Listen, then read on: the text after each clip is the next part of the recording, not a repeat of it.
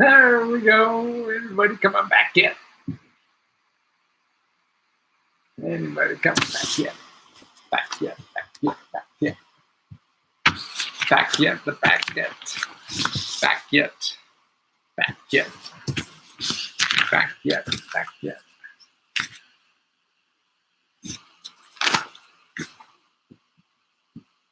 It's still a little grainy on. Oh my God, it's so hard. Lights are so important with doing video. Lights are everything. Everything. If you have a good lighting guy, then you have a good video.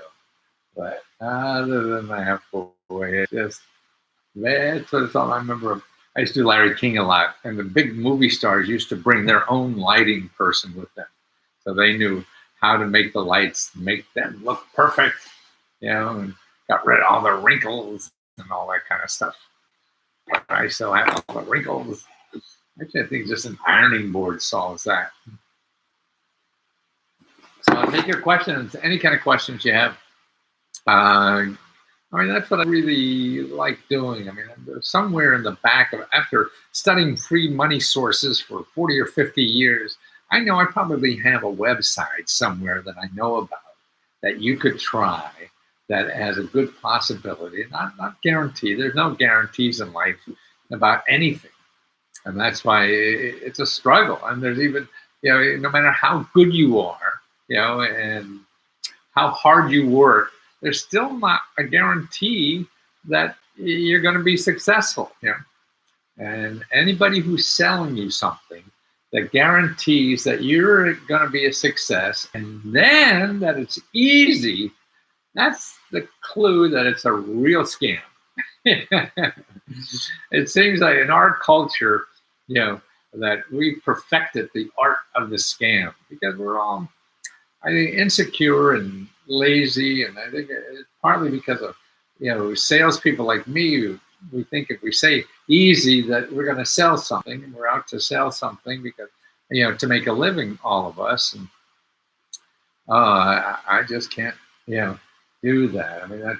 Even when I used to do more like that, I would always give money back. Anybody who was not satisfied, I'd give them the money back, no matter what. You'd come back, find me a year later and tell me I was full of junk, that I'll just give you your money back. Yeah. That's why I hated to sell real expensive items, because it's hard to give somebody like $100,000 back. That's a tough hurt. But $20, $40, $50, I'd rather just give people the money back no matter what the reason is. Because it's, you just have a short minute of time. Now we have longer time because of the internet. But normally, doing TV and something, you just had a minute, 2 minutes, or whatever to try to tell people about what you have and see if they'll buy it. So you're obviously not going to talk about all the ifs, ands, or buts, and the maybes, and this may work, and you just do the highlights of the best possible things. When I used to do interview shows on the Today Show or all these big talk shows, I would come prepared with the 5 things I knew that were the best things I could say about the book. So if they asked me a question that wasn't into those 5 things, the things I would say would be just yes. I don't really answer in detail and say, well, they say, well, Matthew, doesn't it take a lot of work to apply for a government program? And all I'd say is yes. But did you know you can get a house for $1? And I just changed the subject to one of the things that I want to get across that I thought was the best, way to present, what I have for people. And what the people now I see now is that, everybody say it's easy. It's easy. Well, it's probably easier than what they're doing. In other words, like now, when I say, you think and what you think I say when I actually say is probably 2 different things. So if I say, well, this is easy, it's easier. Like if you're looking for grants and going to Google, you just never find them. And even so, I'll give you only websites that give money. So Google, 99, 44, 100% of the websites want to take your money. So I only give you websites that give you money. But even then now, you still got work to do. And you just don't, go to the website and fill out a form and wait to get the money. No, it's more than that. You have to talk to the people, and that's the word. What I'm really trying to do now is train people how to talk. See, I grew up reading on the telephone before the internet. The internet is great, if you know exactly what you need. Like finding Lesko, you could find that. But if you're looking for grants, maybe you'll find me. No doubt you won't know who the hell I am, so you probably won't give a damn, and you'll just find the person with the nicest, website, you think, that talks about grants, and because that's the only thing you have to judge. And so you got to talk to people. You call the government office, because see, when you start calling the government offices, what happens is that that becomes your best source for the next thing you should do. Okay, in other words, if I give you a website and say, okay, call this office because this may give you the money you need, the 10,000, 5,000, whatever, and you look at the website and you say, it doesn't say have my name on it. That doesn't matter.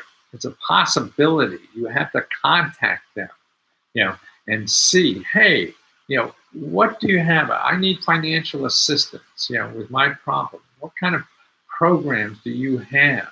Talk to them like that and try to get them to just talk and listen. You listen. Just hey, do you have $20,000 for me? That's not going to happen. But you have to listen what they have, what kind of help or whatever, and then how that you can use that. So the people are there to solve problems like you have. It's just that they may not be in the form that you want.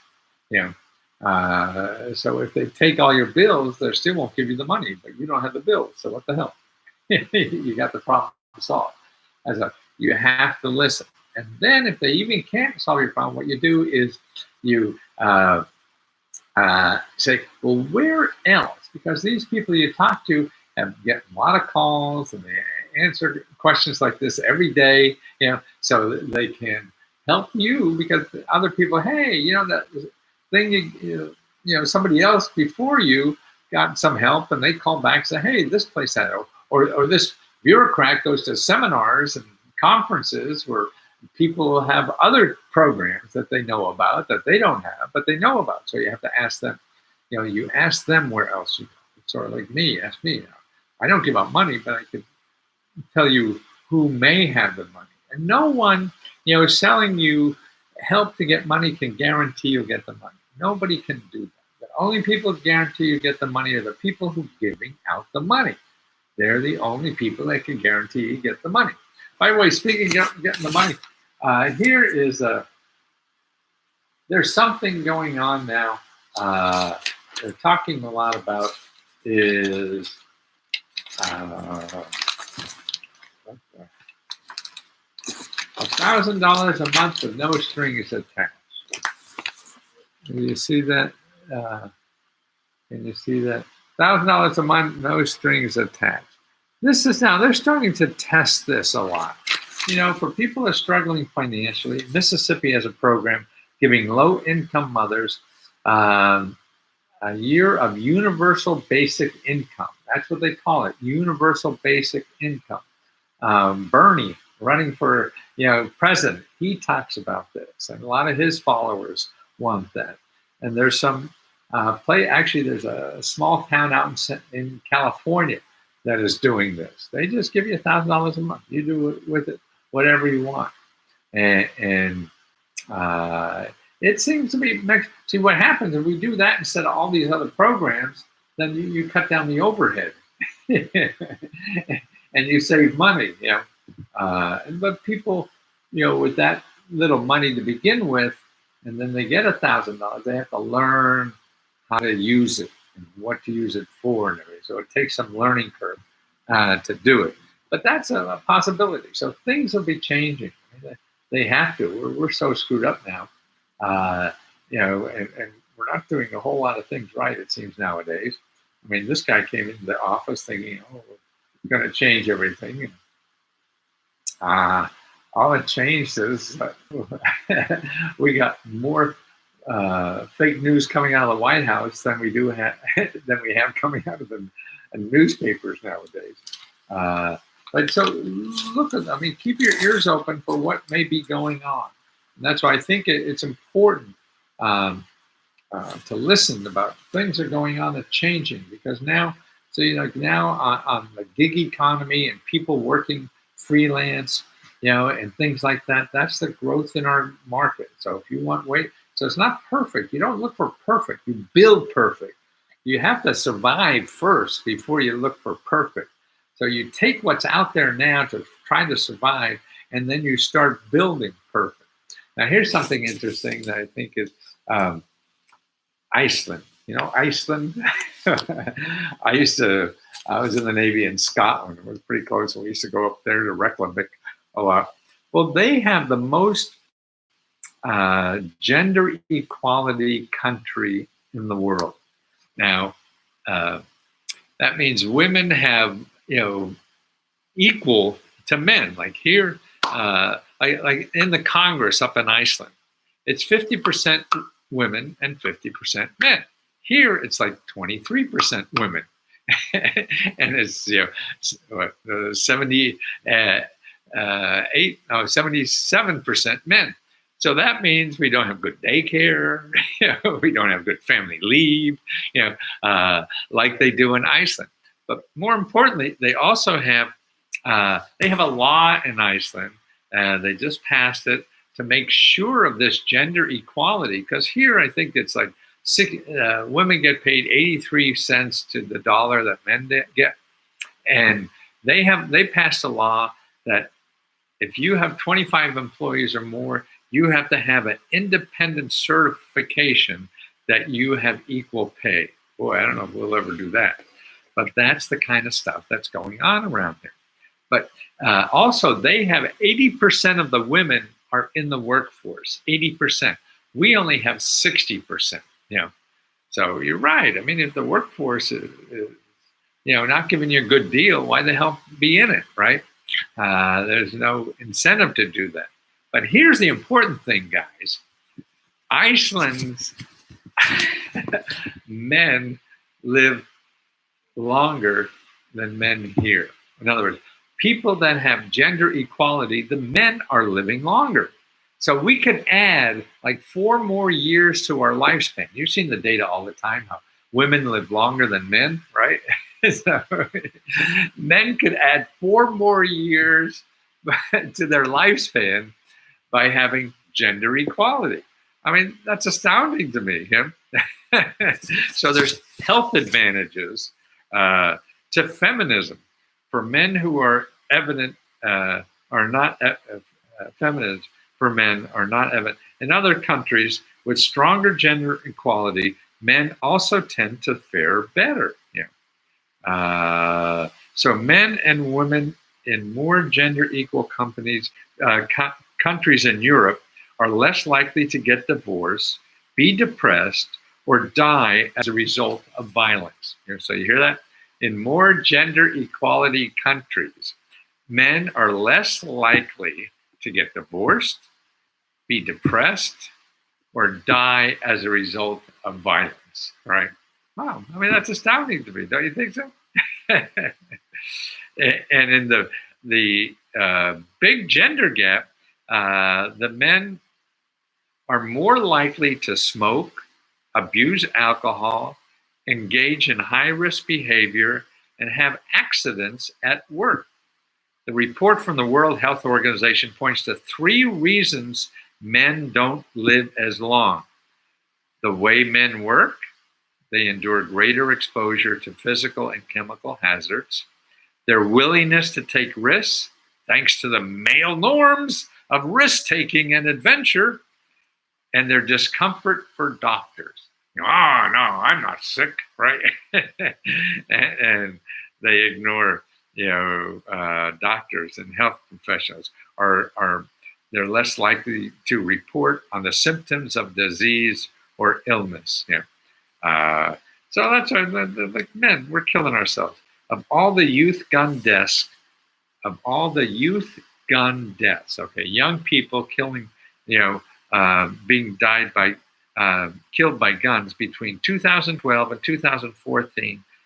82% were boys, many of whom had used guns to kill themselves. So in the United States, 82% of the gun deaths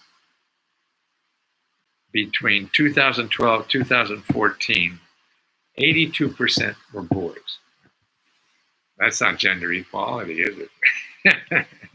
Who wants to be? And the other data here is that suicide peaks during financial crises.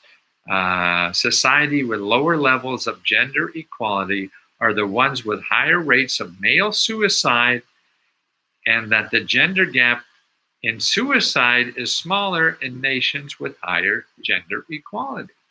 So gender equality seems to solve a lot of physical illnesses. Yeah. And I know it's hard to give up the game when you're in charge. That's tough. It's fun to be king, right? Isn't it? And here's another piece of data about, we also have, besides the gender gap, is the income gap. And this is interesting, at least to me, is that, okay, they did a study, almost 3/4, that's 75% of the rich Americans who were in their 50s and 60s in 1992. So 3/4, 75% of the people who were like 50, 60 years old back in 1992 are still alive in 2014. That's of the rich people. Of the poor people, it's just 50%. So rich people, 75% are still alive, and poor people only 50%. So income is a function of your health too. That's why I think the income inequality thing in our country, should be looked at closer. I mean, a lot of reasons for it, whatever. We just have to work on it. There's maybe a lot of things that we could do to try to level it out. We're growing as a country, but we're not, everybody's not growing. There's just that group on top seems to be taking a bigger piece of the pie. Also, what's going on too is that this is the first year. See, since Obamacare, more and more people at least got health insurance. Now, this past year, it shrank. Less people got health insurance. So you really have trouble getting health care in this country, and it's getting worse in this past year. So fewer and fewer people have health care. So make sure a good place to go to start looking for health care if you don't have coverage, or even if your coverage doesn't cover you. See, that's the other thing. You have coverage, but it's, you have a $10,000 deductible or a $5,000 deductible. That's not really coverage, is it? You may not even spend that much, on healthcare for the year. So that's like having no coverage, because everything you're paying for in your healthcare is coming out of your pocket. So these programs that, it's not because you have healthcare, you still can use a lot of these programs because your health coverage doesn't cover it. So the stuff that's free and low cost, I did an item just last week on that. Look in the videos or on in Let's Go Help, you can find the video there about, or just actually Let's Go Help just ask me, you're looking for healthcare, and I'll send you a whole report for your state on all the free and low cost healthcare in your state. And it's everything from fat cat doctors that do things for free because they're getting grants to help you for free, or free prescription drugs. Dental care is big. Where do you get free dental care? Eye care, eyeglasses, stuff like that. Cataract surgery that maybe isn't covered. Eyeglasses aren't covered. So where do you get? There's a lot of nonprofits and government offices that help with that kind of stuff. It takes work, because don't forget, you're not paying them. If you were paying them, then they'd be very nice to you. But you're not paying them, so you have to work extra hard to get to use their services. And that's an important thing to do. And I think the biggest thing I'm trying to do to get people to know about that there is stuff there that can help you, but you don't know it or you're not framing it right. And how do you learn that? You don't learn it just by one click of the mouse. It's going through and testing and finding out, and talking to people and failing a lot. This doesn't work, and then you learn more about what the kinds of things that do work when you don't have money. It just yeah, it's not what you think, and that's the problem. See, salesmen, try to try to figure out what's in your head so they could say what you're thinking. But what you're thinking that isn't the reality. You can't get solved that way. Like people think, well, if I just get a grant. Well, if you want free money to solve it, you can't ask for a grant because 80% of the free money is not even called grant. So you're missing it. But that's the only tools so we do what we think is right. And we don't know enough to even decide what's right. So that's why any problem, you just have to approach with open ears, open eyes, open heart, or whatever, and listen and just state your problem. I have trouble with healthcare. What do you have? What do you suggest? Things like that. Don't say I need this. Just try to be vague so you start learning the system. Start helping other people. That's another way to do it too. You have a friend, a relative, or something that needs to get dental care, so you help them, because sometimes when you're weak and need help, it's hard to get help because you're too weak to fight the system. But that's why if you help and fight the system for other people, then you're strong and you're able to absorb and learn more about the system because you're now stronger, to help. That's why I think if anybody's in the hospital, you have a loved one in the hospital, a loved one should be sitting in the chair next to them in the hospital bed. More people die by accident in the hospital than in automobiles or most any other way that people die. I mean, hundreds of thousands of people die because of accidents, and misdiagnosis, and, wrong drive, all this kind of just accidental stuff that happens in the hospital. That's the most dangerous place to go, is the hospital. People are dying more just by screw ups than by automobile accidents or whatever. And we're so careful, and we wear a seatbelt. And that's why you got nurses, you got people changing shifts and everything. That's why, boy, the best thing, if you can afford to do it, is to have somebody sitting there. Now, the other thing, too, I'm going to cover soon, too, not tonight, but another time, is about hospital bill. You go to the emergency room, and all of a sudden you get a bill for $30,000. Well, that's not nice, is it? But that's what they're doing to people. And then they come and sue you, because you didn't pay. Then you go bankrupt. It seems like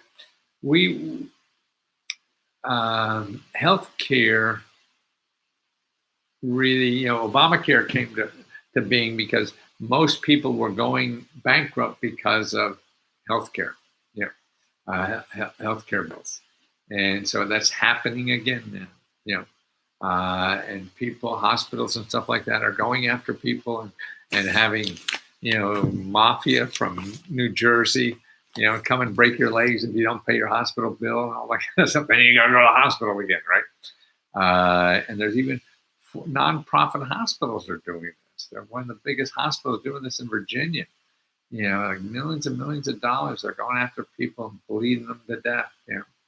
And so, and everybody wants to be responsible, so they think they owe it, but you're just a digit. On the other side, they're to me, they're irresponsible for charging all this. So the responsibility works two ways.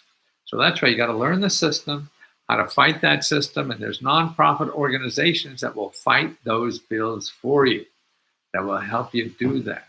So if you know your rights and what to do, and that's why I have a lot of that in the health report that I give for free on Let's Go Help. Just tell me what state you're in, and I'll give you that report, and it has the people there that will help fight for you. uh, to get rid of that bill or whatever. And you can negotiate. These people also help negotiate. Or even there's nonprofits that pay co-pays for you, and things like that because you can't even afford the co-pay. It's incredible. I mean, our wage has been, the average wage for people in this country has been flatline for about 30 or 40 years or more. But things like healthcare, that's doubled, or more than that.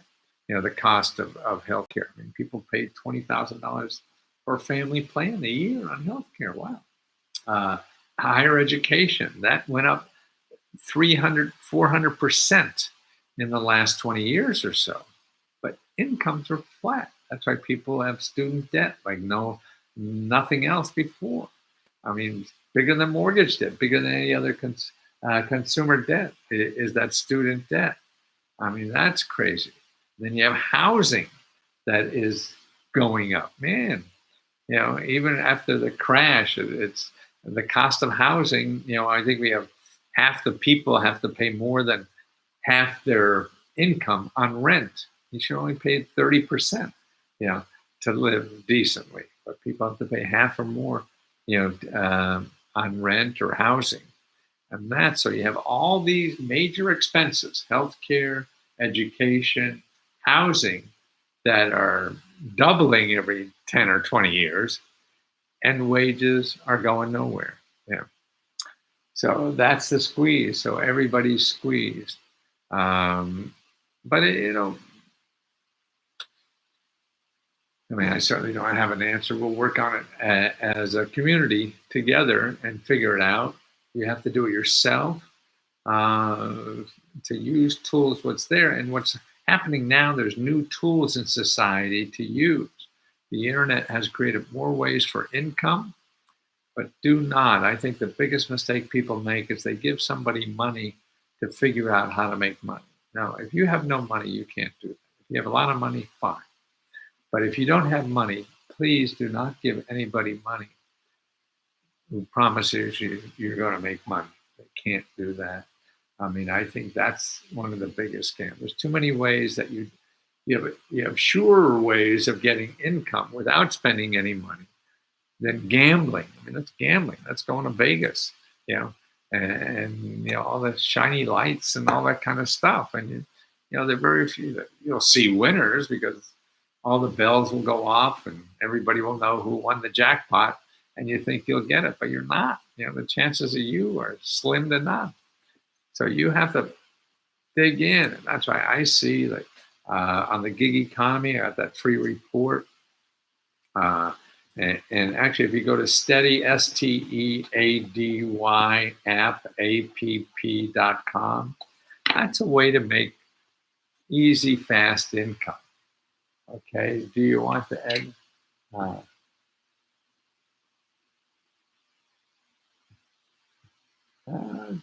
don't want to end. Steady, STEADY app. I have a big report too, so let's go help.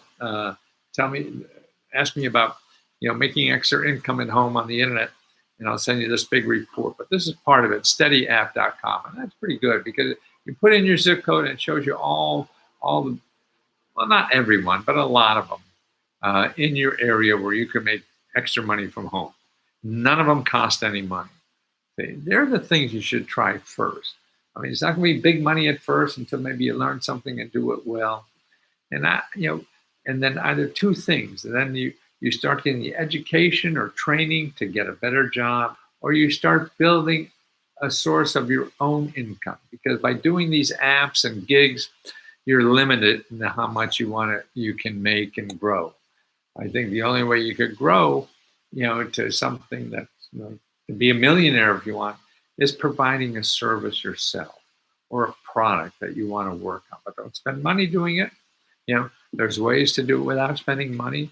I think it's easier to do a service because now we're becoming more of a service. We get things made all over the world, unless it's really unique.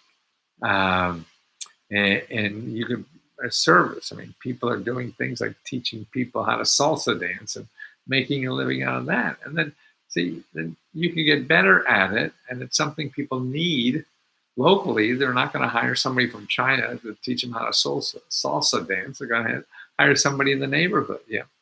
And so whatever it is you want to do, craftsman stuff. I mean, look what I do. I mean, it's local, right? Um, and I sell my services, and I could expand it to, if I'm smart enough to build on it and do something. In other words, leverage. You start doing it yourself, and you see things, opportunities. The work creates opportunities you didn't know about asking. And that's the important thing. So the more you just go out and do something, just do something, that will create opportunities that you didn't even know were there. It'll lead to something you didn't know to ask. There's a guy I was helping on the Let's Go Talk today. He called me up, and he wanted to help kids live better, educate better. Man, he was in the military a long time, and he lives somewhere in Georgia. And he wanted to help kids, and he saw that what they really need is nutritional food. I mean, these kids can't grow their bodies or be healthy and contribute to society if they don't have, good nourishment. And I see, the older you get, the more you realize, well, garbage in, garbage out. If you're not putting good stuff in the machine's not going to work very well. And you have to be very careful. And what worked for me really, because I was a fat kid and stuff like that, fought that. And I still do every day of my life, but it was exercise that really curtailed my appetite better than anything else I could try, any diet or whatever. That seemed to work for me, and I've been running. Now I walk 6 miles a day. I don't run as much anymore. It's really balanced. My muscles seem to be okay, but my balance, I trip too easy and stuff like that. So at 76, that's fine. I like walking for 6 miles, 7 miles, sometimes 8. It's fun. So what he did, he said, okay, he wanted to go get a grant, for his nonprofit that he wanted to do. And I said, okay, I could send you all the places that may be able to get you a grant. Okay, I have a report, and people on Let's Go Help know I send you that report. Here are the 10 best places for you to get a grant, for your nonprofit. But I said, you can do that and go through the system. It may take you 6 months, a year, whatever, before you get through the system. And that's if you're lucky to do it. Or you could do something today and get something on the street next week by using the internet, and crowdfunding. And people will say, well, I tried crowdfunding and it didn't work. Right, because you don't have a big... Crowdfunding works if you have a big list. If you don't have a big list, it ain't going to work. You're going to put a website on crowdfunding, say, give me money for something, and they say, why? Because I'm cute. Well, that's not going to go very far. So I said, it came to my mind, he said, okay, you want to help young people, be physically fit, nutritionally fit, and things like that. I said, well, okay, we have Christmas coming up. What are kids going to do in the 2-week holidays? So why don't you have like a fitness camp for Christmas holiday fitness camp, and you want to do 50 kids for 50 Christmas holiday, and you start a crowdfunding campaign. And so maybe, I don't know what it costs. So it costs maybe, because you have to hire some other people that help to train you. You want to do the food, the package, everything. So I don't know, maybe 20 grand, 10 grand, something like that. And so it's going to be a one-off. And see, now you have something you're helping the community with. So the other way to get people to know about your crowdfunding is doing something for the community. You're doing something just for, give me money because I like a new car or something like that. That's why the hell are we going to do that? But you're helping the community, so that people want to help each other. People. So now you have something. Now you do is find other nonprofits to go along with you that are already been nonprofits for a while, people interested in helping kids or whatever, because they have lists. They have people, donors and stuff like that. So you go in business with them. You share the money or whatever. You start talking to them about your deal and how you could work together. Okay, so that's a way to expand the list. So now the media is interested. They're interested. This guy got so excited, it just never occurred to him. And it was really fun to hear that excitement. And see, now he's See, you could be up and running in 7 days and getting feedback. See, what's really important about something like that, people then will tell me, oh shit, no, nobody will do that. And you'll start learning what you should have done. See, if you start building this, here's what the Sistine Chapel is going to look like if somebody gives me $1 million to start painting. But no, it's, even artwork is you put some little bit here and then it changes, and then you put a little bit more and that changes the idea and everything. So that's why you have to get feedback as fast as possible to understand what you really should be doing. You know, it's like going in, you know, what I use a lot of is going out to the clubs and looking for a woman who's 5'7" and, you know, 115 pounds and short brown hair, giggly and everything. That maybe never walks in the door, but some midget walks in, your heart falls in love. It's over. And you can't do anything about it. Yeah.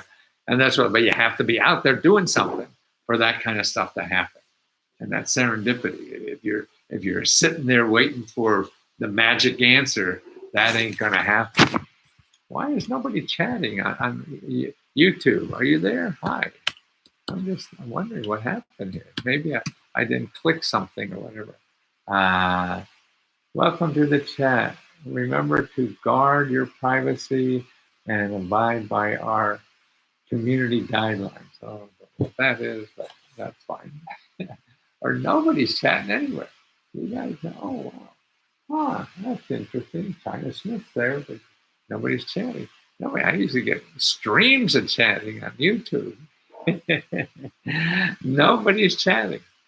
Well, guys, that's almost 40 minutes, and I hope some of that was helpful. I enjoyed doing it. I'll be back again soon. And why did I do something wrong that I didn't get a chat? I'll probably hear about it tomorrow that I screwed up. Okay, let me put the website. People want to join Let's Go Help. It's free.letsgo.com/Let's Go Help. I must have done something wrong. This has never happened before. Live and learn. I keep screwing up. The older I get, the more I keep screwing up. So I just roll with it. Play with a handicap. We're all playing with handicaps of some kind. Take care. Good night.